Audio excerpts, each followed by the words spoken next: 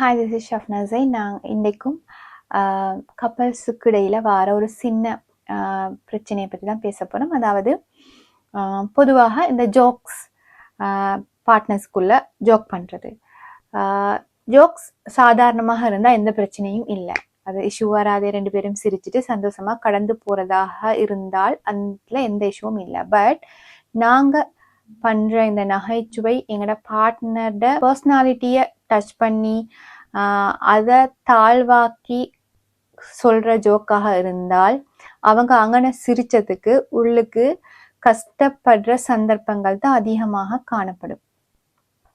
So எங்களோட jokes நாங்கள் சந்தோஷப்படுற அதே நேரம் எங்களோட பார்ட்னரும் அதில் சந்தோஷப்படணும்.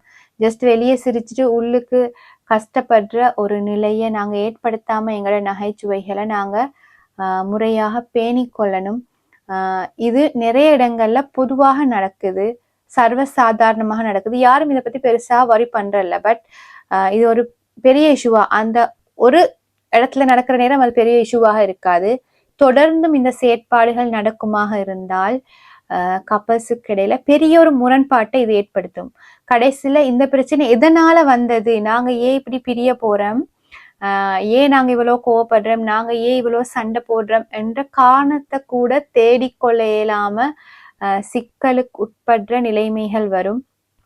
ஸோ சின்ன சின்ன மிஸ்டேக்ஸை நாங்கள் சரி செஞ்சு கொண்டு தான் அடுத்த கட்டத்துக்கு போகணும். இட்ஸ் ஓகேன்னு அட்ஜஸ்ட் பண்ணி கொண்டு போவோமாக இருந்தால் அது எல்லாமே சேர்ந்து பெரிய சுனாமியாகத்தான் எங்களை தாக்கும்.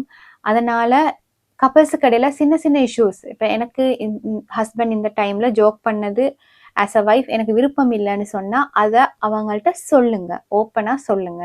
அதே மாதிரி ஹஸ்பண்டும் இந்த விஷயம் எனக்கு ஒய்ஃப்ட விருப்பம் இல்லை, எனக்கு பிடிக்கல அவங்க இப்படி சொன்னதுண்டா அந்த இடத்துலயே பப்ளிக்ல இல்லாம தனிப்பட்ட ரீதியாக அவங்கள்ட்ட இது நீங்க இப்படி சொன்னது முறை இல்லை, எனக்கு அது விருப்பம் இல்லை, எனக்கு அது ஹர்ட்டா இருந்துச்சுன்றத முறையாக நாங்க சொன்னமாக இருந்தால் அந்த இடத்துலயே அந்த பிரச்சனை சுமூகமாக முடிஞ்சு நாங்க அடுத்த கட்டத்துக்கு நகர்வோம்.